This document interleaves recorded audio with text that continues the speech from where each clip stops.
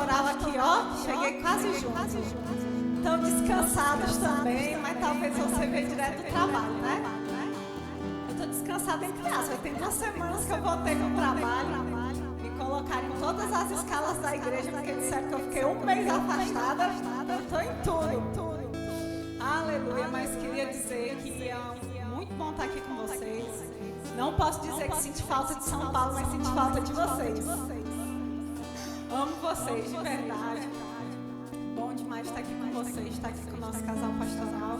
Eu sempre digo que é mais segurança quando eles estão aqui, irmãos. Apesar de que hoje tudo vai pro YouTube, né? Depois eles escutam. Aleluia. Aleluia. Vocês sabem que a gente está na nossa série Nossos Valores.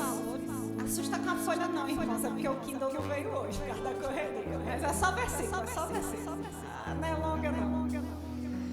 Mas a gente está na série Nossos Valores e a cada quinta-feira a gente está tendo um culto de ensino com um dos valores verbo da vida, irmãos. E o valor que está sendo ensinado hoje vai ser firmeza doutrinária. Obrigada pelo amém forte, irmãos. Eu imaginei que ninguém vai falar nem um amém. Falar firmeza doutrinária, os irmãos vão falar, nós não vamos nem correr hoje. Aleluia, mas a matéria é boa, irmãos. Eu achei interessante ensinar os valores e isso passar pelos nossos valores. Vocês estão ouvindo ecoando ou é só eu? Ah, obrigada. Achei que era só para mim. Porque geralmente firmeza doutrinária é algo que é ensinado em reuniões de ministros. A gente geralmente tem 2 reuniões ministeriais por ano, né, pastor? 2? Estou boa de memória, são 2. E geralmente são assuntos que são tratados. Desculpa, eu não dispensei a música. É porque Bia, ela sabe, quando ela toca o negócio flui. Mas pode sentar. E geralmente isso é só ensinado para ministros, irmãos. Só que a minha questão com a firmeza doutrinária é que eu entendo que um ministro, ele tem que ter uma doutrina firme e sólida. Mas a questão mais importante da doutrina, por incrível que pareça, não são os ministros, é a sua doutrina individual. E hoje à noite eu vou lhe provar pela Bíblia que a grande importância aqui é você, nem tanto os ministros. Não que eles não tenham, tá? Mas é porque geralmente a gente não ensina isso para a igreja. Eu sei que o verbo da vida é uma palavra que exalta a palavra, a integridade da palavra, a importância da palavra. Mas a gente não costuma ver esse tema sendo pregado nos verbos da vida, assim, de forma geral. Pelo menos eu não me lembro de algumas vezes. Mas reunião de ministro, toda vez tem. Pastorzão, pelo menos, sempre fala com a gente aqui. Amém? Então, eu quero fazer uma introdução, primeiro, do que não é firmeza doutrinária. Porque eu não sei você, eu cresci dentro da igreja, eu não me converti já adulta. Então, quando eu era criança, se você falasse a palavra doutrina, eu ia imaginar o quê? Que era que eu só podia usar saia. Eu sou dessa época, irmão. Só podia usar saia abaixo do joelho e de preferência lá no calcanhar, para não mostrar nada. Cabelo que não pode cortar, o homem que só pode usar paletó, terno e gravata completo, né? Eu sou dessa época, irmãos. Só que deixa eu te falar, isso é usos e costumes. Isso não é doutrina. Amém. Teve gente que ficou muito séria agora. Calma, gente. Quase que eu acho que alguém pensou assim, que vai pregar sobre isso. É não, tá? Isso não é doutrina, irmãos, isso são usos e costumes. E a depender da denominação, eles vão ter usos e costumes. Mas isso não é doutrina, a gente não acha na Bíblia, amém? Amém. Mas a gente vai até achar usos e costumes, mas vão ser da época histórica. Eu acho que você não vai querer usar véu, ainda mais nesse calor. Amém? Tem uma irmã que é muçulmana lá na empresa, eu não sei como é que ela consegue usar aquele hijab, irmãos. Eu sufoco no calor só de olhar para a bichinha. Mas é usos e costumes da religião que ela segue. E aí, eu queria trazer o que é doutrina. Se você procurar na palavra o que é doutrina, você vai achar 2 palavras no grego. Se eu não falar certo, eu não falo grego, irmãos. Procura aí o Rick Renner, que ele fala bem. Mas as 2 palavras, uma você conhece bem. Uma é logos, e aí você vai falar, Cássia, logos é palavra. Olha como é que você presta atenção nas ministrações. Logos é palavra e logos é verbo, não é? Todo mundo lembra de 1 João, né? No primeiro capítulo. E no início era o logos, a palavra, o verbo. Mas se eu te contar que logos também é conhecimento, ensino, transmissão daquilo que se pensa e do que se acredita. Ou seja, logos é doutrina.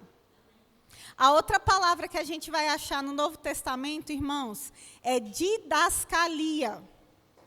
Didascalia é de onde vem a nossa palavra didática. Sabe a didática que o pessoal tanto fala na educação? Pois é, vem de didascalias. Quer dizer didática, ensino, preceito e discipulado. Os textos que a gente vai passar hoje, geralmente vai ser uma dessas duas palavras, ou logos ou didascalia. Deus seja louvado pela vida da diaconia, gente. Vocês são um sucesso. Então, irmãos, isso é didática. Ou didascalia, estou com um nome na cabeça. Isso é doutrina, ensino, preceito, aquilo que você crê, aquilo que você pensa e acredita. E é sobre isso que a gente vai falar hoje, amém? Então, qual que é a importância de você ser firme doutrinariamente? Eu vou começar pelo que você já conhece, que são os ministros. Todo ministro, ele deve trazer uma boa doutrina. Por quê? Porque a má doutrina, ela vai te levar ao erro. Ela vai te levar ao pecado. Então, você que é ministro dessa casa, você deve ter uma boa doutrina. Para quê? Para não fazer com que o povo pereça. Eu sei que algumas pessoas sabem. Eu não sei se eu falo, se está sendo gravado, Senhor. É que lá em Campina Grande, até hoje, o pessoal fica me zoando com essa história. Eu já pastoreei 2 anos em outro ministério que eu congreguei. E aí, o que acontece? Foi uma briga minha e Deus disse, Cássia, aceita, vai ser por pouco tempo. Eu aceitei, foi 2 anos. Eu só lembrava do irmão Reagan com a história da meia, que ele fala, tipo, usar sapato sem meia, né? É a sensação, é um negócio meio desagradável, mas houve graça para o tempo. E aí, irmãos, quando o tempo acabou, eu fiquei tão feliz, mas tão feliz, que eu estava assim. E aí, no auge da minha felicidade, o Espírito Santo falou assim, filha, eu sei que você sabe que você não tem chamado pastoral, mas deixa eu lhe contar uma coisa, para quem tem chamado no Ciclo Dons.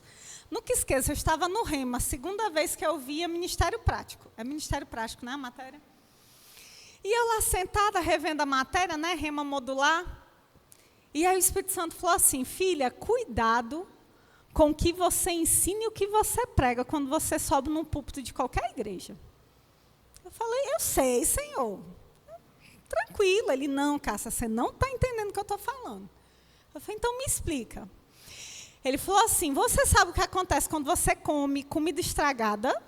Na melhor das hipóteses, eu sei, na melhor das hipóteses, você vai vomitar, vai dar uma diarreia, algo assim. Ele falou, Cássia, na melhor das hipóteses vai ser isso. Só tem um problema. Alimento estragado, irmãos, pode dar intoxicação alimentar. Isso é sério. Eu não sei você, mas veio um temor sobre a minha vida aquele dia, tão grande. Eu não sei se você conhece a expressão temor e tremor. Porque naquele dia o Espírito Santo falou para mim, cuidado com a doutrina e a palavra que vai sair do microfone quando você pegar nele. Porque isso um dia pode ser requerido de você. Porque a má doutrina, irmãos, ela vai levar o povo ao erro. Até porque nem todo mundo vai conferir o que está sendo ensinado. Muita gente vai ser como lá no DI. E ó que no DI a gente leva a palavra. Esses dias eu estava seguida na escala e só deu eu e Pedrinho, né? Então, eu ensinei o que tinha e o que não tinha na apostila. Já que eu ia ensinar palavra de conhecimento e discernimento de espírito, eu já botei sabedoria junto. E ele ficava assim, o que foi, Pedro? Todo admirado. Ele, tia, Deus revela mistérios. Eu falei, Pedro, Deus revela mistérios. Mas eu mostrei na palavra, irmãos. Só que a criança, ela tem uma confiança tão grande no professor do DI, irmãos, que se eu mostrar ou não mostrar, ele vai acreditar. Às vezes, mais do que o próprio pai e a mãe vai falar. Feito esse ponto, eu vou para o ponto que eu quero entrar hoje à noite, que é você. Amém, os ministros pastorzão nas reuniões, aí o pastor pega. Eu vou agora pegar a gente, ovelha. Existe um perigo individual de alguém não ter uma boa doutrina, irmãos. Você precisa ter uma doutrina individual. Sabe por que às vezes pai e mãe ficam com medo de menino quando entra na faculdade? Do menino se perder e se desviar. Cássia, são tantas ideias malucas que estão na faculdade. Irmão, na minha época já tinha. Eu fiz direito, o povo fala de psicologia, mas direito não é muito diferente não, tá? Até porque é de lá que se legaliza tudo. Hoje, uma mulher trans ter o direito de ser chamada do nome feminino e estar no RG, passou pelo campo do direito. Isso já tinha na minha época. Por que eu não me perdi, não me desviei? Simples, irmãos. Uma boa doutrina individual. Eu ouvi, irmãos. Participava de congresso, conferência, eu ouvi isso tudo. Só que eu sabia a base que eu tinha. E o melhor de tudo, eu sabia defender aquilo que eu cria. Porque senão, irmãos, eles vão chegar lá crendo em certas coisas, mas na hora que alguém pedir prova do que eles creem, não vão conseguir dar prova. Eu amo o Rema deixar a menina agora com 16, né? Já poder fazer. 17? 16, né? Porque já prepara esses meninos antes eles entrarem na faculdade, irmãos, para eles darem prova do básico do que eles creem. Isso é muito importante. E se você não tiver isso bem consolidado, você vai ser como uma folha ao vento, irmão. Já viu folha no vento? Para onde o vento sopra, ela vai. A pessoa que não tem uma boa doutrina, ela vai para onde o vento levar. Se ela entrar aqui hoje e desse púlpito for pregado algo que ofenda ela talvez fique até o final, mas ela sai por aquela porta e não volta mais. E ela vai para uma outra igreja, onde ela vai achar, possivelmente, alguém que vai pregar o que ela quer ouvir. Hoje acha, irmãos. Coisa mais fácil do mundo. Então, a gente precisa ter essa base sólida, irmãos. Amém? Abre comigo em 1 Timóteo 4,16. Eu sei que você conhece esse texto. Eu sei que você vai falar, Cássia, isso é para pastor. Não é. Nós vamos usar ele para você hoje, amém? Aleluia. 1 Timóteo 4,16. Eu estou usando a Ara, que eu acho que é a versão que os meninos usam também. Você pode acompanhar. Hoje eu queria que você acompanhasse, irmãos, ou na sua Bíblia ou ali. Amém? Pelo menos no culto de firmeza doutrinária, você vai fazer isso comigo. Aleluia. O texto fala assim. Isso aqui é Paulo falando para Timóteo, tá? Tem cuidado de ti mesmo e da doutrina. Continua nestes deveres, porque fazendo assim salvarás tanto a ti mesmo como aos que te ouvem. Irmãos, a palavra aqui, a expressão é epeche, também não sei se pronuncia desse jeito, mas é E-P-E-C-H-E. Eu falo epeche, agora vai ser o grego Cássia. Ela tem o intuito, irmãos, de alertar e instruir. Paulo não está falando, irmãos, de um cuidado aqui superficial para Timóteo. Paulo está tentando fazer um alerta, sabe aquela sirene de ambulância, mais ou menos isso. O que Paulo está falando para ele, aqui como tem cuidado no grego, é segurar com firmeza, vigiar, prestar atenção, irmãos. Não é aquele negócio assim que hoje em dia você fala, Alexa, timer 30 minutos. E aí você esquece o bolo, porque a Alexa é que está vigiando seu bolo. Não é o timer da Alexa, irmão. Esse aqui é a sua vigilância.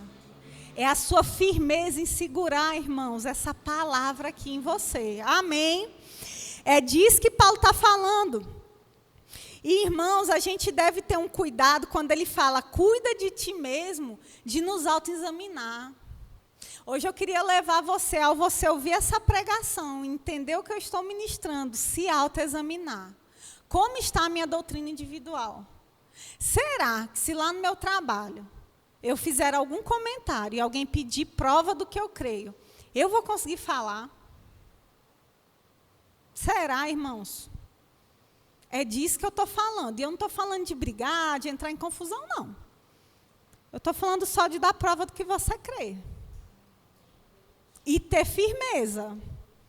De não vir fábulas, histórias bonitas, porque hoje em dia tem cada história, irmão, você até chora.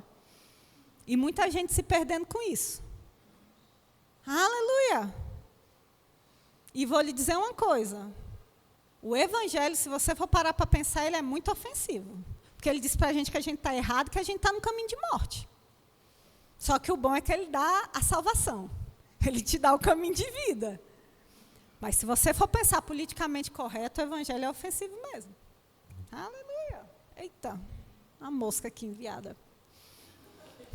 Aleluia. Mas sabe, irmãos, hoje à noite é uma noite de você se autoexaminar. Como está a sua vida? Você tem cuidado dessa palavra? Você tem se alimentado dela diariamente? Eu faço essa pergunta porque em São Paulo é ótimo fazer essa pergunta. Uma cidade que ninguém tem pressa para nada. Nas férias eu me pegava estranha, todo mundo com pressa e eu, não estou com pressa não, estou de férias. E eu ficava assim, parada nas filas esperando, irmãos. Mas no dia a dia não é assim não. No dia a dia eu vinha no Uber assim, um carro parado e eu, moço do céu, não fecha não, sinal não fecha não. Eu vinha assim. Será que a gente tem parado, irmãos, para ter contato com isso aqui? E eu amo ler livro. Quem me conhece sabe. Eu amo, irmãos. Mas sabe uma coisa que eu não abro mão de ler todo dia? A palavra. Eu estou para terminar aquele livro da Nancy Dufresne, da oração Sobrenatural. É o novo dela. Eu estou para terminar, faltou 2 capítulos. Tem 5 dias que eu não leio. Mas isso aqui eu não deixei de ler dia nenhum. A palavra, irmãos, é inegociável. Eu não sei se você vai ler um versículo, você vai ler um capítulo. Não precisa ser igual a mim, não, que lê 2 livros ao mesmo tempo, velho e novo. Eu brinco que é culpa de Dona Nilceia. Minha mãe cresceu assim, sempre lendo a Bíblia e sempre lendo 2 livros. Aí, esses dias que eu parei para pensar, que eu não inventei nada novo, eu só copiei dela, mas tudo bem. Aleluia. A gente precisa, irmãos, ter esse autocuidado conosco e, simultaneamente, cuidar o quê? Da nossa doutrina. E hoje à noite eu vou ficar toda hora perguntando a mesma coisa. Vai ser chato? Vai. Mas a pergunta que o Espírito Santo me fez foi: como estão as suas bases doutrinárias como indivíduo, Cássia? E eu quero que você pense, como estão suas bases doutrinárias? Porque, irmãos, principalmente para quem cresce no verbo da vida, é muito fácil ter um linguajar de fé. É muito fácil, irmãos. É muito fácil ver alguém doente falar: tu não tem fé não, rapaz? Confessa aí. Cadê tua fé? É muito fácil, irmãos. Eles crescem aqui. Crianças como Sofia e Arim, que vão crescer aqui, eles nunca vão saber o quão precioso, irmãos, é fazer um rema na vida.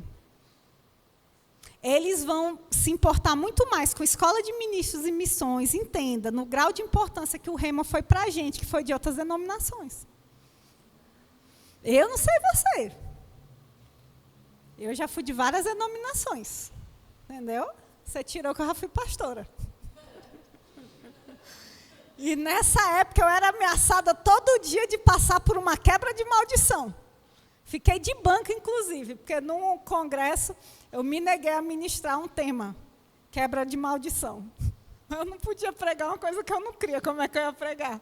Se eu fosse pregar, eu ia pregar o contrário, aí eu não ia ser só ficar de banco, eu ia ser expulsa. Doutrina, irmãos, por mais que eu congregasse outra, eu tinha uma doutrina sólida. Falei, meu irmão, se for quebrar só sua cabeça dura, porque maldição não tem mais nenhuma para quebrar aqui não. Já nasci de novo. Mas, irmãos, eu estava pronta, que eu era ameaçada todo dia. Eu falei, o dia que me chamarem para quebra de maldição, eu estou, olha, com a Bíblia pronta para conversar, para dar prova do porquê eu não precisava de uma quebra de maldição. E é isso que a gente precisa ter, irmãos, essa doutrina sólida. Então, irmãos, quando eu falo firmeza, entenda que eu não estou querendo falar de rigidez, de ser rude, sabe aquela coisa rígida como pedra? A firmeza que eu estou falando, irmãos, vem do conhecimento, da disciplina da leitura diária da palavra, da meditação da palavra e, acima de tudo, da prática da palavra. É dessa firmeza que eu estou falando, é você crer ao ponto disso ser uma verdade, irmãos. Porque, irmãos, os meninos cantando a primeira música, Emaús, e eu lembrando do momento do partir do pão. Era o próprio Cristo com aqueles 2 discípulos. Era a própria palavra encarnada na terra. Mas no partir do pão, os olhos deles se abriram, irmãos. A semelhança de Jesus, essa palavra, irmãos, na nossa vida diária, ela tem que ser encarnada mesmo. Ao ponto das pessoas verem em nós. O falar seja secundário. Existe uma frase que é atribuída a São Francisco de Assis, que é: Se possível... Ai, meu Deus, fugiu agora. Bia está quase falando, fugiu agora, mas é sobre... ele fala sobre... Isso. Repete aí, pastor, que eu não ouvi. Se possível, com palavras. É mais ou menos isso. É porque ele vai falar da questão do... Se preciso, use palavras. Pregue sempre. Se preciso, use palavras. Porque a nossa vida tem que ser essa pregação da doutrina que a gente acredita, irmãos. Aleluia! Você está comigo? Está pronto para começar a abrir a Bíblia? Aleluia! Vamos continuar em Timóteo? Hoje a gente vai estar nas cartas paulinas, irmãos. Vamos lá para 2 Timóteo? Abre 2 Timóteo lá no capítulo 3. Capítulo 3, verso 16. 2 Timóteo, capítulo 3, verso 16, vai falar: toda a escritura é inspirada por Deus e útil para o ensino, para a repreensão, para a correção, para a educação na justiça, a fim de que o homem de Deus seja perfeito e perfeitamente habilitado para toda boa obra. Irmãos, toda a escritura, ela é inspirada para ensinar, irmãos. A escritura, ela deve ser a autoridade máxima na nossa vida, irmãos. Toda doutrina que ela não é ancorada na palavra, ela é uma doutrina instável. Eu não sei se você lembra, esse eu não vou ler, mas eu sei que você conhece. Lucas 6, é do 46 ao 49, se você quiser ler em casa. Lembra da casa construída sobre a rocha e a areia? Oh, todo mundo aqui passando daí. A gente fala muito isso lá. Uma doutrina que ela não tem sua base na escritura, não é firmada, ela é como aquela casa construída sobre a areia. Se vir vendaval, se vir a chuva que veio essa semana, irmãos, em Osasco, irmãos, a casa é levada. Toda boa doutrina, grava isso, ela tem que ser ancorada na palavra. Porque a palavra é a nossa autoridade máxima, irmãos. Aleluias. Atos 20, 28, antes de ler eu quero só contextualizar. Em Atos 20, a gente vai ver o apóstolo Paulo, que estava em viagem, em uma de suas viagens, e ele não vai querer passar em Éfeso, mas ele quer falar com os líderes da igreja de Éfeso. Não sei porque ele não queria passar lá. Não sei se é porque se ele fosse, ia ser igual eu. Ia ter que passar 30 dias. Éfeso foi a igreja, irmãos, que ele mais passou tempo. Ele passa 3 anos. A Paulo passava aproximadamente 2 anos em cada lugar. Lá ele passa 3. Ele vai deixar ninguém mais, ninguém menos que Timóteo, discípulo dele. Eu brinco que Jesus tinha João. Paulo tinha Timóteo. Ele vai deixar Timóteo, era uma das grandes igrejas da época. Depois de Timóteo, quem vai suceder é só o apóstolo João, no fim da sua carreira. Era uma igreja que só quem congregou lá, irmãos, foi Maria, mãe de Jesus. Igrejazinha qualquer, né? Fazer o quê? Para a gente é tipo a sede. Era Éfeso, irmãos. E aí Paulo, ele vai mandar chamar o quê? Os bispos, os pastores, a liderança daquela igreja local para ir ter com ele. E é essa conversa que a gente vai ouvir. Aleluia. Vai, irmão. Abre lá, Atos 20, verso 28. Eu quero que você acompanhe comigo esse diálogo de Paulo.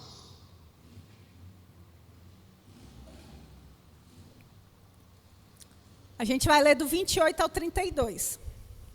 Verso 28 fala assim: atendei por vós e por todo o rebanho sobre o qual o Espírito Santo vos constituiu bispos, para pastoreardes a igreja de Deus, a qual ele comprou com seu próprio sangue.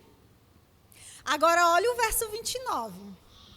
Eu sei que, depois da minha partida, entre vós penetrarão lobos vorazes que não pouparão o rebanho. Irmãos, pergunta, eu vou ler e vou dar umas pausas assim para ver se vocês estão comigo. Era no meio de quem que ia penetrar lobos vorazes? Pode responder. No meio da igreja, não. Isso, eita, Paulinha, presta atenção. No meio dos bispos, dos pastores, da liderança local, não era nem da igreja, não. Olha só. Eu sei que depois da minha partida, entre vós penetrarão lobos vorazes, que não pouparão o rebanho. Verso 30. E que dentre vós mesmos se levantarão homens falando coisas pervertidas para arrastar os discípulos atrás deles. Dentre vós mesmos, irmãos, dentro daquele grupo com quem Paulo falava. A gente não está falando de ministério de socorros, a gente não está falando de irmãos que iam somente assistir culto. A gente está falando no meio dos pastores da liderança de uma das maiores igrejas daquela época. Se levantaram homens falando coisas pervertidas para arrastar os discípulos atrás deles. Portanto, vigiai, lembrando-vos de que, por 3 anos, noite e dia, não cessei de admoestar com lágrimas a cada um. Agora, pois, encomendo-vos ao Senhor e a palavra da sua graça, que tem poder para vos edificar e dar herança entre todos os que são santificados, irmãos. Não muito diferente do que a gente vê hoje, irmãos. E só um disclaimer, eu não estou falando daqui não, tá? Estou falando do contexto geral do mundo.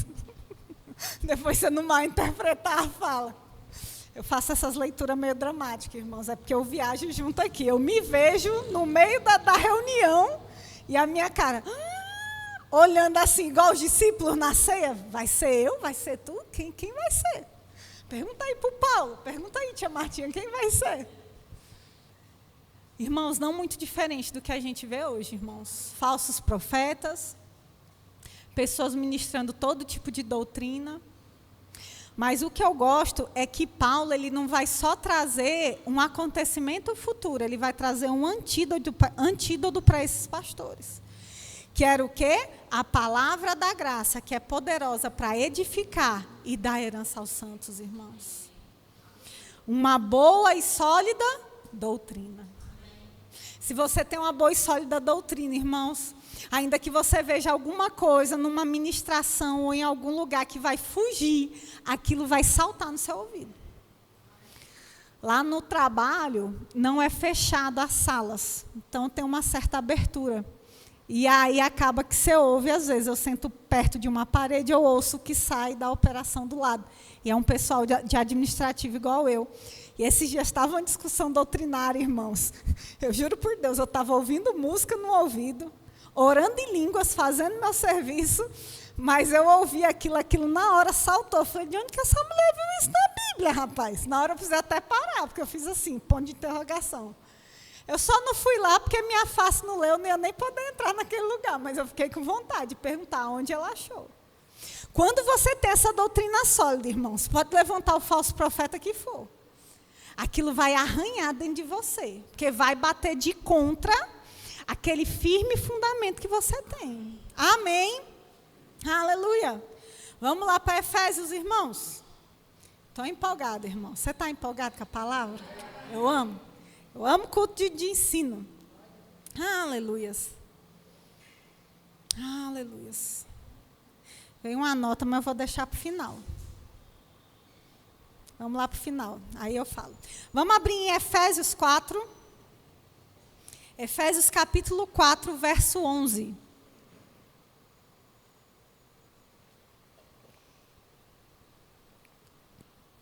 A gente estava em Atos com a igreja de Éfesos e a gente vai voltar para ela. No capítulo 4, no versículo 11, é um texto bem conhecido, dos 5 dons, ele vai falar assim: e ele mesmo concedeu uns para apóstolos, outros para profetas, e outros para evangelistas, e outros para pastores e mestres. Agora, olha o verso 12. Com vistas, ou seja, ele está falando o motivo dos 5 dons, com vistas ao aperfeiçoamento dos santos, para o desempenho do seu serviço, para a edificação do corpo de Cristo, até que todos cheguemos à unidade da fé e do pleno conhecimento do Filho de Deus, à perfeita varonilidade, à medida da estatura da plenitude de Cristo. Verso 14. Para que não mais sejamos como meninos, agitados de um lado para o outro e levados ao redor por todo o vento de doutrina, pela artimanha dos homens, pela astúcia com que induzem ao erro. Os 5 dons não existem, irmãos, porque uma igreja precisa de um time ministerial. Existe por causa dos santos. Paulo aqui ele vai fazer essa analogia entre o crescimento natural e o crescimento espiritual do cristão. Do mesmo jeito que vocês esperam, nossa Manuzinha está ali, coisa mais fofa do mundo. Mas, irmãos, por mais fofa que ela seja, a gente ama abraçar ela, apertar ela. A gente sabe que ela vai precisar crescer. Aquilo ali não é a perfeição que Deus tem para ela. Não é o melhor da vida. Ela continuar como criança o resto da vida. Na vida espiritual, estar no estado de infância espiritual não é o melhor de Deus para a sua vida. Eu já ouvi cristãos falarem isso. Era tão bom no início. Era tudo tão mais fácil. Pois é, deixa eu te contar uma coisa. A vida cristã, ela é mais para um funil. Quando você nasce, o funil é bem largo, irmãos.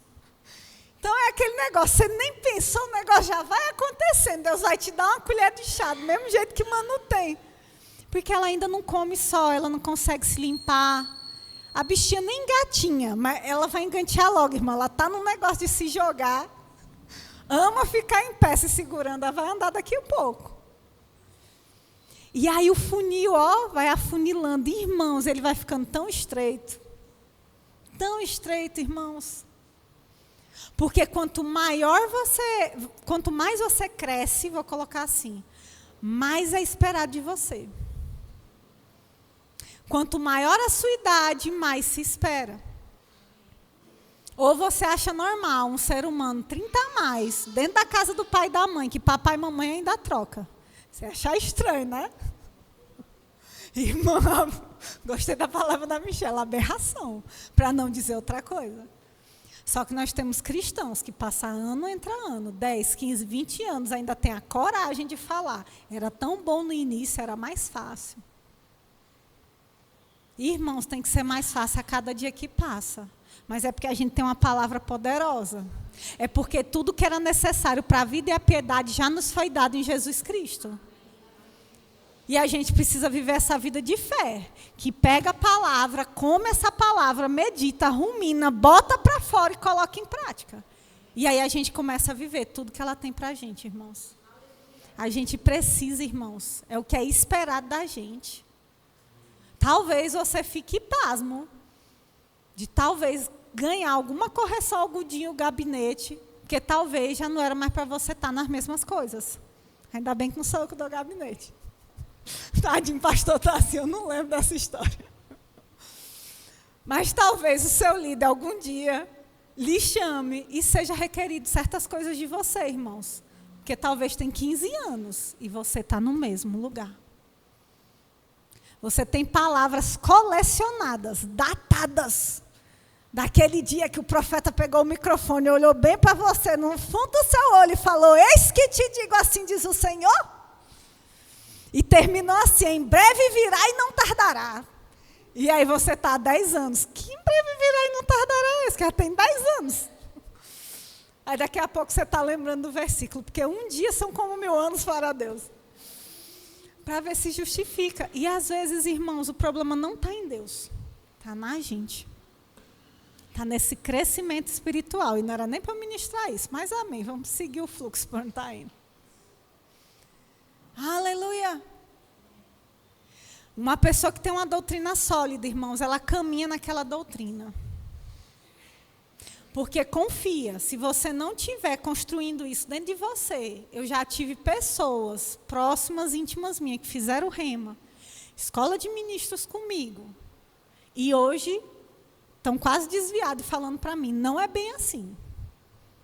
Eu falei, meu irmão sentou do meu lado, 1 ano, 2 anos, 3 anos, né? 2 de rema, 1 de ministro. E não é bem assim.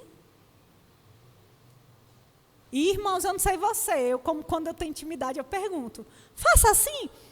Onde foi que você achou na Bíblia que isso não é bem assim? Me mostra. É engraçado que a pessoa não consegue mostrar.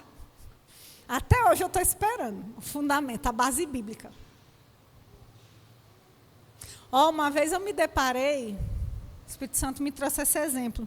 Eu estava na Escola do Clamor, 210, era 215 alunos, todo o Brasil, todas as denominações, é uma escola interdenominacional. E aí, eu nunca esqueço que eu estava conversando com um rapaz sobre como ser guiado pelo Espírito. O livro do Kenneth Hagin é só isso, né? Não tem o de Deus, né? No final. Como ser guiado pelo Espírito. Dirigido pelo Espírito. Era dirigido, sabe? Como ser guiado é a matéria. É dirigido. E ele estava lendo o livro, eu já tinha lido, e a gente, né, naquele negócio, e um menino senta, da linha presbiteriana. E aí, irmão, quando ele ouviu falar em outras línguas, irmão, esse menino veio para cima da gente, a gente levou até um susto, porque ele não estava nem na conversa. Eu quase fiz assim. Eu não lembro de você estar no meio da conversa, mas, né, a gente é educado, a gente deixou ele se expressar.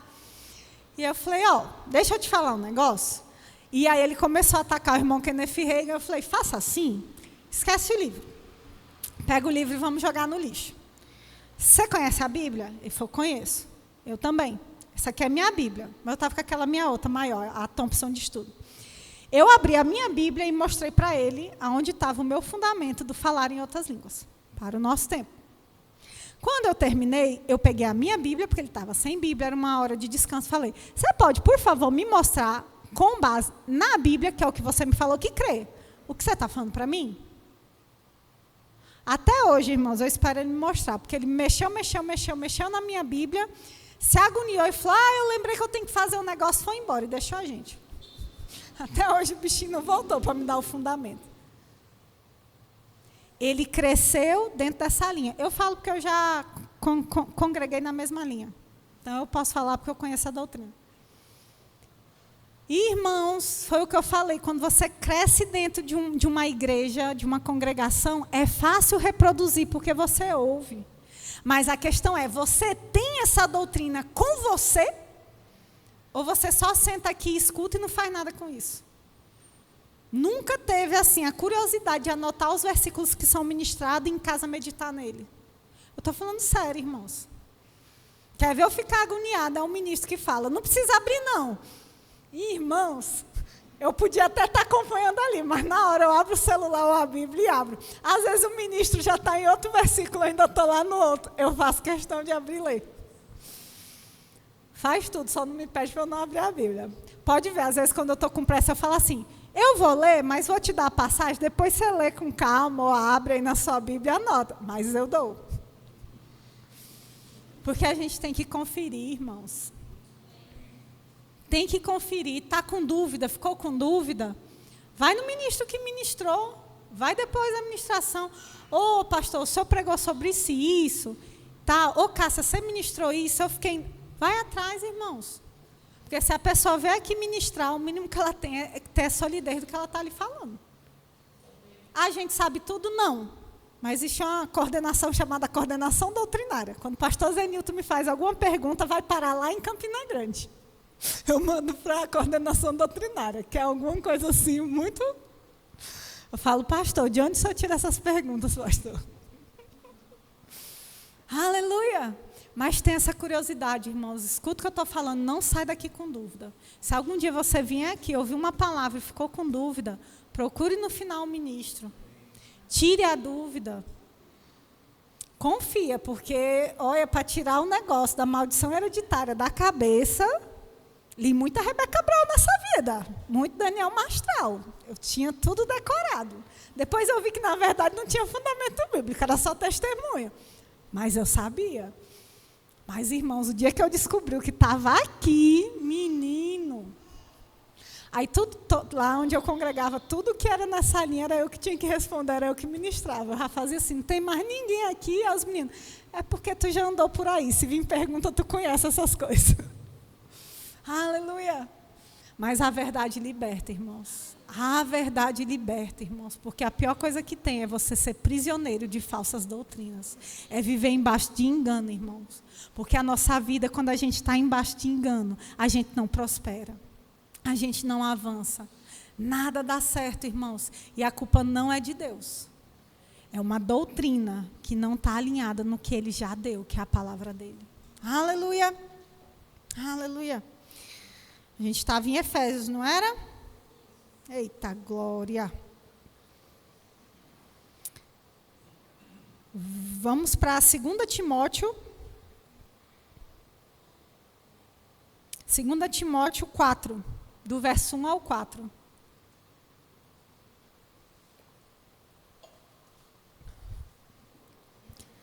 Segunda Timóteo 4, do 1 ao 4. A palavra vai falar assim: conjuro-te perante Deus e Cristo Jesus. Deixa eu fazer um adendo antes. Eu gosto de história da igreja mesmo, irmãos, mas é bom porque contextualiza bem as cartas. A segunda carta de Timóteo é a última carta que Paulo escreveu. Agora pensa comigo, faz um raciocínio aqui. É a última carta que eu vou escrever antes de morrer, tá? É a última. Você acha que eu vou deixar instruções importantes para a igreja? O capítulo que eu vou ler com vocês é o 4. Se você ver, essa carta só tem 4 capítulos. É a última coisa que Paulo vai falar. Então, imagina. É tipo aquela cena na Bíblia de Davi morrendo e manda chamar Salomão. É a última coisa que você vai dizer para o seu filho antes de morrer. É Paulo com Timóteo, o filho na fé. Irmãos, toda vez que eu ler essa carta, principalmente o final, eu tenho um temor em ler ela. Porque, cara, é muito importante. Era a última coisa que o apóstolo Paulo ia deixar para a gente. Olha o que ele vai falar. Ele abre assim o final da carta.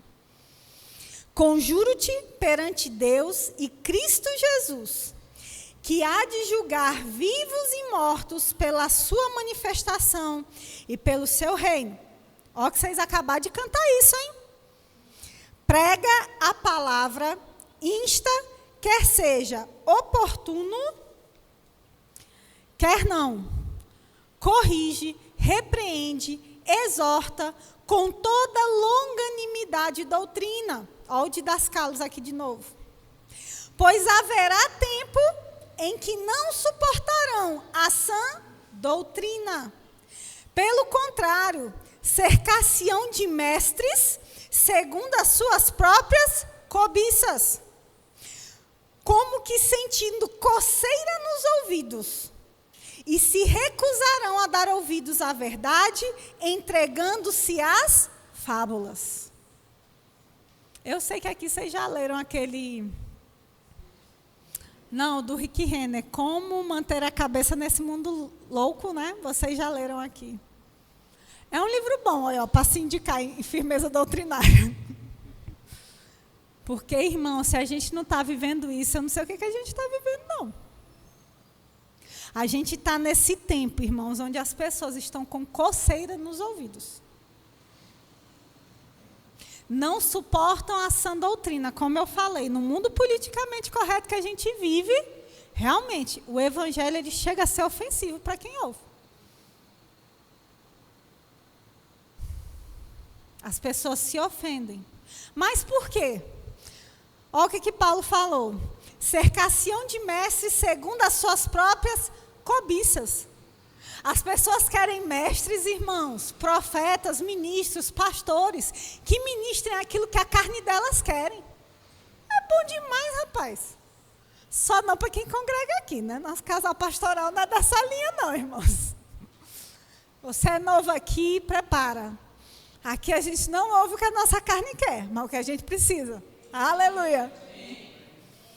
Porque é necessário, irmãos. Já pensou se pastor e Michela abrissem a linha para isso aqui e começassem a ministrar só o que a nossa carne deseja? Eu não vou te mentir, não. Profeta chamado pastoral. Só sabe que para mim isso é apóstolo, né? Mas tudo bem. Apóstolo e profeta. Menino, isso aqui enchia. Isso aqui estava a gente transbordando pelas paredes. É sério, irmãos. Mas graças a Deus que eles não negociam, irmãos. Se a gente quiser, se a gente não quiser ouvir, a gente vai ouvir a palavra. Você tira por um tema desse, em plena quinta-feira de dezembro. Jingle Bells, Nascimento de Cristo. Pastor me bota, dia é o quê? Hoje é 11. 11/12. Pertinho, né? Jesus não nasceu nessa data não, mas eu amo comemorar o nascimento de Cristo em dezembro. A gente está, culto de ensino, aprendendo o quê? Firmeza doutrinária. Irmãos, cuidado, irmãos, com o que você ouve.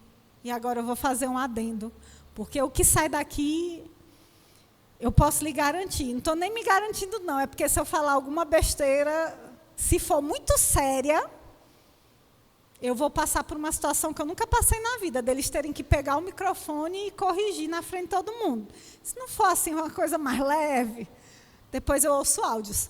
Mas assim, isso é segurança. Aqui eu conheço a segurança, tá?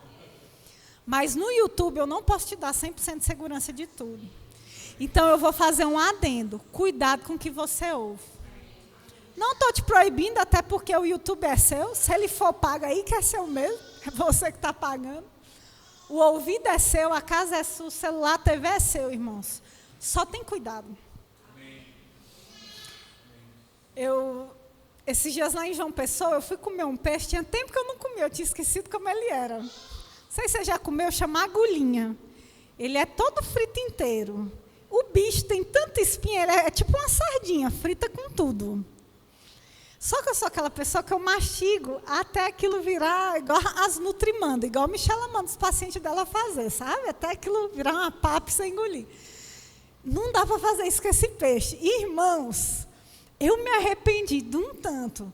Era tanta espinha, mas tanta espinha num peixe tão minúsculo, que eu falei, quem vende um negócio desse, minha gente?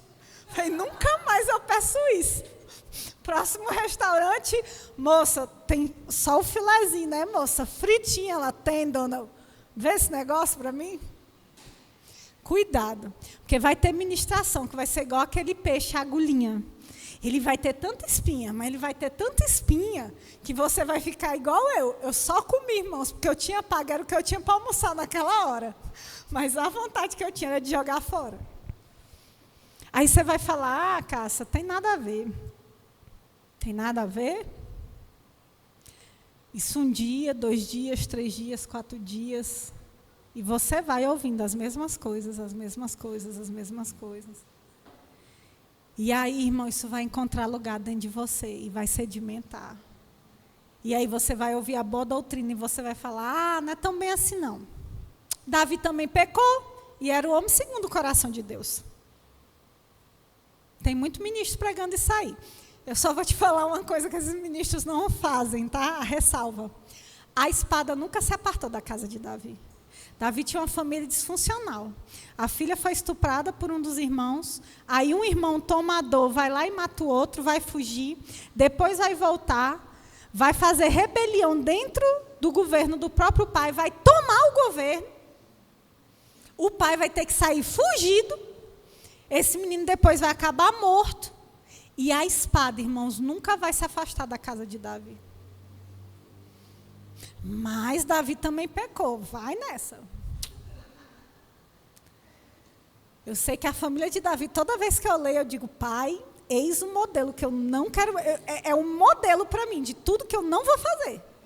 É tudo que o Davi fez, né? Davi, Mical, só gente. Mical, minha gente, nunca gerou.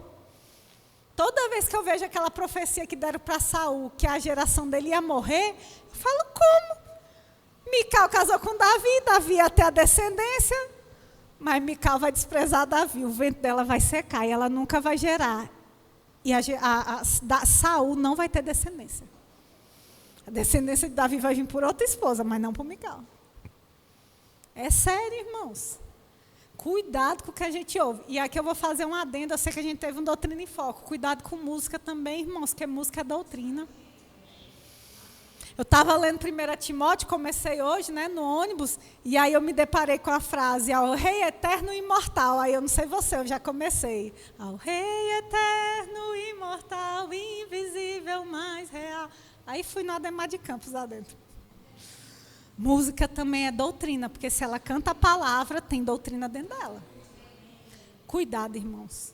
Ah, Cássia, mas eu gosto tanto do forrozinho, então acha um forró que tem uma letra que esteja em linha com a Bíblia. Aqui não é forró, né? Vocês gostam de outras coisas? Hã? Sertanejo? Eita, pai. Eu posso falar nada, no Tocantins também gosto.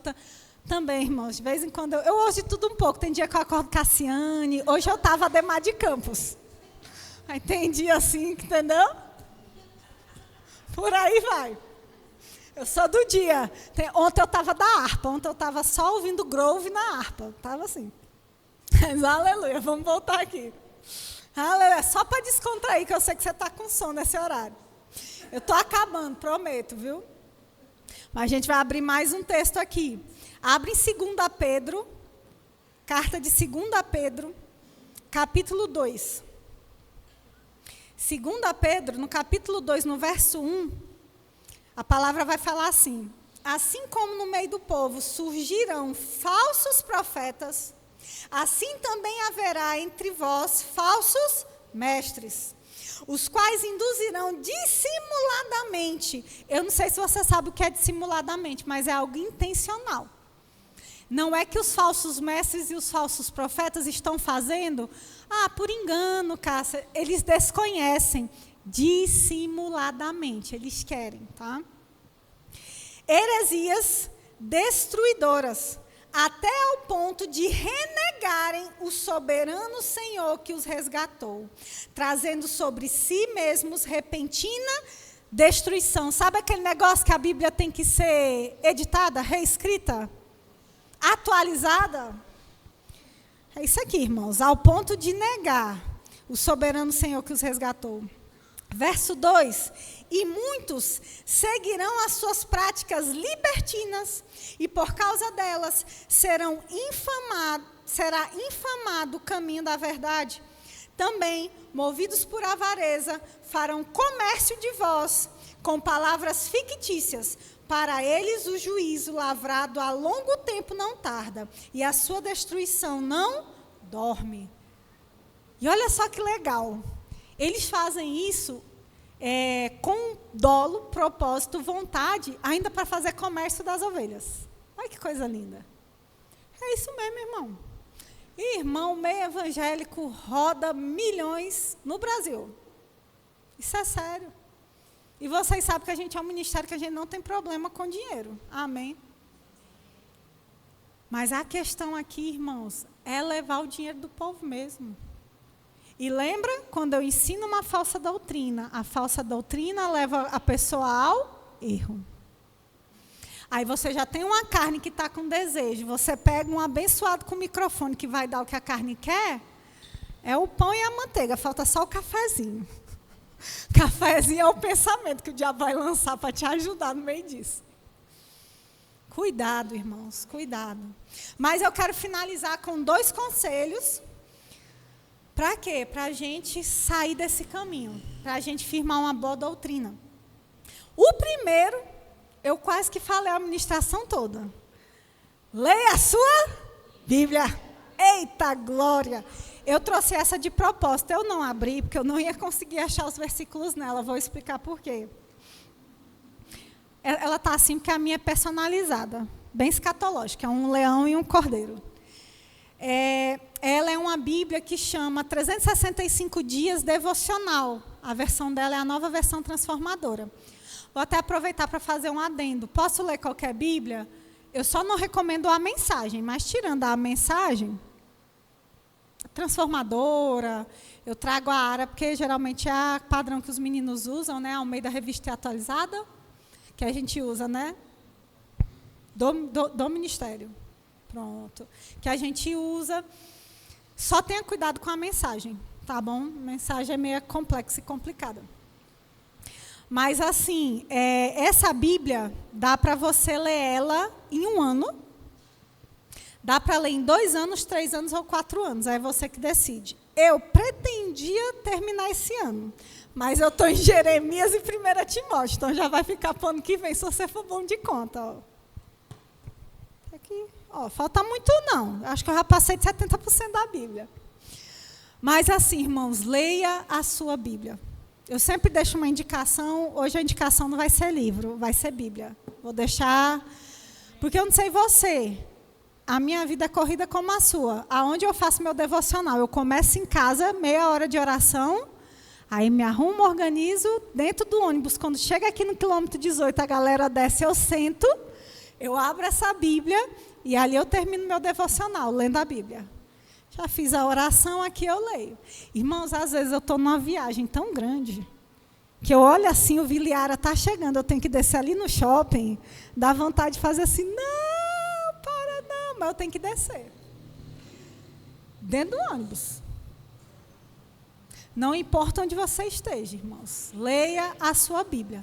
Só não acha desculpa que não tenho tempo, porque se você um dia virar isso para mim, eu vou pedir, se você me dá a liberdade de abrir seu celular e olhar o tempo de uso seu de Instagram. Só vou perdoar a galera que trabalha com Instagram. Mas quem não usa o Instagram para trabalhar, eu vou te pedir essa licença. Se você ficar constrangido, pode dizer não. Tá? Eu deixo. Até porque o celular é seu. Mas eu vou te fazer essa pergunta. Porque a gente acha tempo, irmãos. Quando a gente quer alguma coisa, a gente acha tempo. Diga os apaixonados. Né, Bia? Cadê? Marcos não está aqui para me pegar no pé dos dois. Os apaixonados, irmãos, por mais corrido, no tempo da paixão, eles acham tempo para um ver o outro. Para mandar uma mensagem, um oi, bom dia. Acha, irmãos? Então, você acha tempo para ler a palavra, amém? Eu queria ler com vocês Salmo 1. Eu sei que você conhece esse salmo, eu queria ler os 3 primeiros versículos.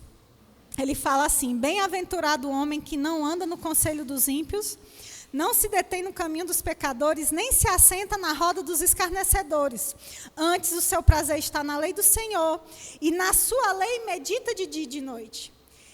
Agora, olha o resultado de quem medita na lei do Senhor de dia e noite e tem o seu prazer nela. Ele é como árvore plantada junto à corrente de águas, que no devido tempo dá o seu fruto, e cujas folhas não murcham, e tudo quanto ele faz será bem sucedido. Cássia, eu não estou tendo sucesso na vida. Faz a autoavaliação. Porque não sou eu que estou falando, é a Bíblia. Tudo quanto fizer será bem sucedido. Lê Salmo 119, são só 178 versículos. É pouca coisa, irmãos. Pouca coisa. Dá quase para fazer o devocional de alguns meses. Para meditar no 178. Todos eles falam da palavra, da importância da palavra. É incrível, irmãos. Esse eu vou deixar para a lição de casa, porque se eu for ler, estoura meu tempo. Então, essa é a lição.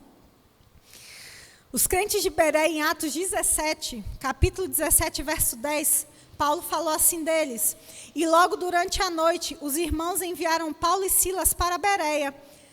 Ali chegados, dirigiam-se à sinagoga dos judeus. Ora, estes de Bereia eram mais nobres do que os de Tessalônica. Ó, por que eles eram mais nobres? Pois receberam a palavra com toda a avidez, examinando as escrituras todos os dias para ver se as coisas eram de fato assim. Não era dinheiro, irmãos, não era riqueza.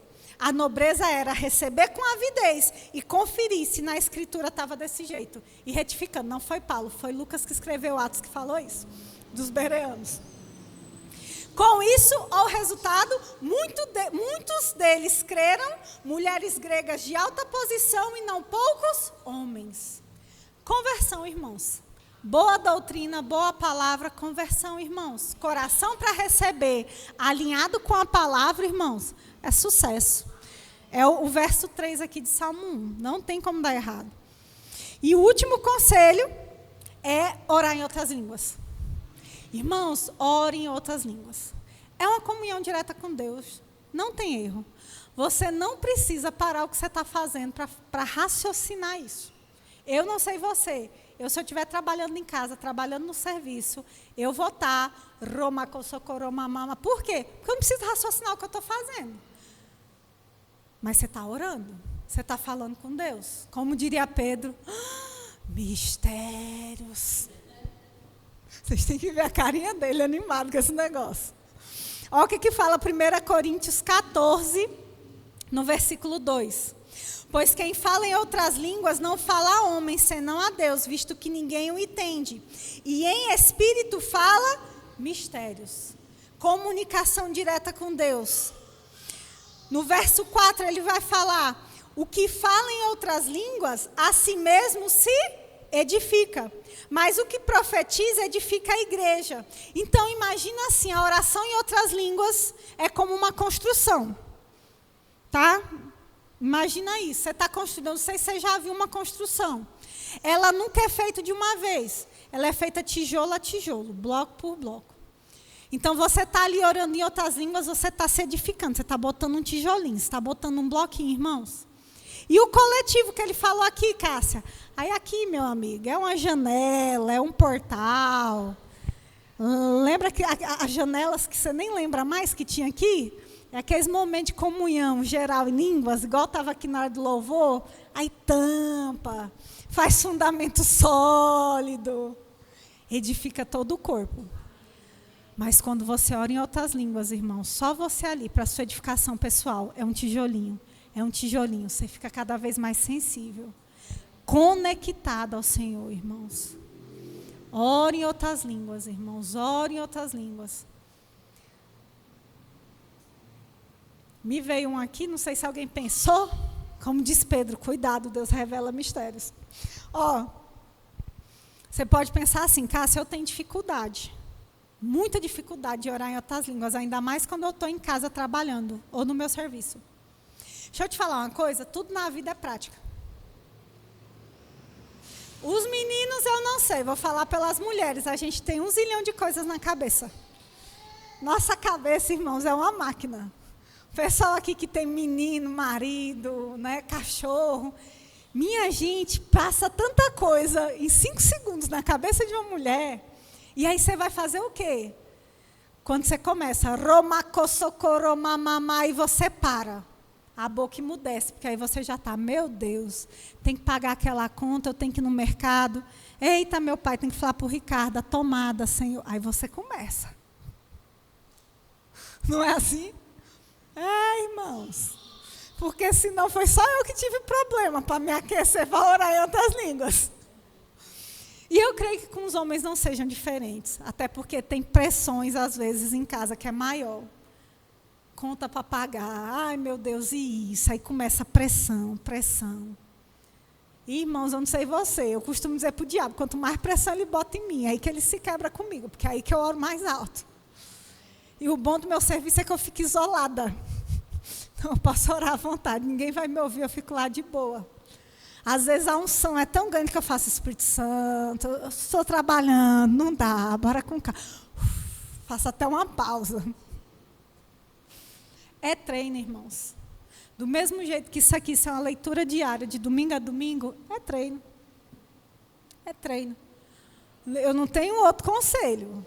Não tenho um mistério tão revelado assim, divino, para eu ficar tão impactado igual o Pedro ficou. É treino.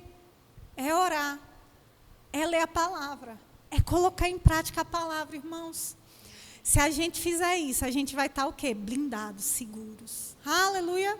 Eu vou chamar o Ministério de Música. A gente vai estar indo para o encerramento. E aí, se puder tocar a primeira que vocês tocaram. Essa igreja tem alguma coisa com essa música. Não sei porquê, é manto quando toca. Vou te convidar a ficar de pé comigo, irmãos. A gente vai encerrar. Sabe, queridos, eu vou fazer o adendo. No meio da pregação falei que veio uma nota, né? E aí eu ia guardar para o final. A nota é para os pais. Né? Então eu vou ser fiel àquilo que eu recebi, porque eu vou para casa, irmãos, eu vou tranquila. Você já ouviu hoje que essa igreja a gente não negocia a verdade nem a palavra. A nota foi a seguinte. O Espírito Santo me lembrou, na época que eu pastoreava jovens e adolescentes. A gente tinha um grupo bem grande. E, irmãos, às vezes eu pegava pais e mães desesperados. Era sempre as mesmas reclamações. Cássia, eu não sei o que eu faço para esse menino orar. Eu não sei o que eu faço para esse menino ler a Bíblia. Cássia, me ajuda. Cássia, me ajuda. E, irmãos, quanto mais você ia conhecendo o filho, quanto mais você ia conhecendo os pais, alguma coisa não encaixava. E um dia especial, o Espírito Santo me lembrou dessa irmã especial. O menino estava com muitos problemas. E ela sempre tinha essa mesma reclamação, recorrente. Eu não sei o que eu faço para ele ler a Bíblia, eu não sei, não ora, não busca, tal. E na hora veio uma nota, eu falei assim, irmã, eu posso fazer uma pergunta pessoal? Não pode. Eu falei, a senhora faz devocional todo dia? A senhora lê a palavra, a senhora ora? Ah, Cássia, é porque assim, todo dia não. Eu falei, ah, tá. Mas assim, não é todo dia, mas tem pelo menos uma frequência, uma regularidade. É assim, quando eu lembro, e eu sério, eu tô rindo aqui porque hoje eu acho graça, mas no dia eu estava séria, né? Aí, eu falei assim, irmã, e leitura da Bíblia? Como anda a sua leitura bíblica? A senhora lê a Bíblia? Cássia, é porque assim, né? Eu tenho que ir até no médico, porque às vezes me dá umas vertigens, eu começo a ler. Irmãos, na hora, eu falei, a irmã pode até não falar mais comigo, mas eu vou para casa dormindo tranquila, muito mansa, quietinha. Eu falei assim, irmã, deixa eu te falar uma coisa. Seu menino nunca vai ler a Bíblia, seu menino nunca vai fazer devocional, seu menino nunca vai ter uma vida de oração. Nunca. Misericórdia, Cássia, como assim? Irmã, vou ter que te dar essa triste notícia hoje. Ela, mas por que, Cássia? Porque a senhora não tem, irmã, a senhora não ora, a senhora não lê a Bíblia, a senhora não tem uma vida com Deus. A senhora quer que esse menino tenha como? E esse é o mais velho, a senhora tem 2 mais novos. Eu já estou pensando quando sair do DI, vir aqui para mim. Vai ser mais 2 para me dar trabalho. Falei, irmã, o negócio é complicado, viu? Eu falei bem mansa, viu, irmão? Bem amor. Depois disso, a irmã só me dava paz do Senhor. Ela nunca mais conversou muito comigo. Mas, irmãos, é uma constatação séria. Você que é pai e mãe, lembra que eu falei sobre a encarnar a palavra? A palavra tem que ser real na sua vida. Por dia que você falar para o seu menino a pergunta clássica, eu ouvia muito da minha mãe, mas minha mãe, irmãos, era uma mulher que tinha vida de oração, leitura. A vida da minha mãe constrangia a minha. De eu entrar em casa e falar, eu preciso mudar a minha vida de comunhão com Deus, por causa do que eu via. Mas mesmo sendo mãe, mãe é mãe. Cássia, está lendo a Bíblia? Está orando? Você vai ter autoridade para fazer essa pergunta. Eu entendo a frase, embaixo do meu teto manda eu. Mas tem certas coisas que vai arrastar o seu exemplo. A criança, ela imita antes de ter entendimento e discernimento. Pode estudar neurociência, eu sei do que eu estou falando. A criança, antes de falar, ela não vai ter compreensão. O córtex não é bem formado, mas ela vai imitar. Se você tem criança pequena e você está vendo seu menininho abrir Bíblia, pedir para botar música no YouTube, irmão, fique feliz. Ele está vendo exemplo dentro de casa. Agora, se você não é exemplo, cuidado. E eu não estou mandando indireta, não. Esqueci que eu sou líder de adolescente aqui. Não é indireta. Vou até fechar o olho, pelo amor de Deus. Assim eu recebi do Senhor. Estou passando a nota. Eu esqueci disso quando falei. Mas cuidado. Quando às vezes for pedir ajuda para alguém, faça uma autoavaliação. Aquilo que eu estou exigindo do meu menino, eu tenho feito? Porque senão, irmãos, a conta não vai fechar. E o pior de tudo é porque a criança cresce assim. Papai e mamãe na igreja é assim, mas lá em casa eu sei como é. E muitos assim crescem revoltados com o evangelho, com a palavra, quando deveriam só estar revoltados com pai e mãe, porque a palavra não tem nada a ver com isso. Pastor, ministro, não tem nada a ver com isso. Mas muitas vezes vão estar com raiva de Deus, irmãos, quando o problema é o exemplo que não teve em casa. Aleluia.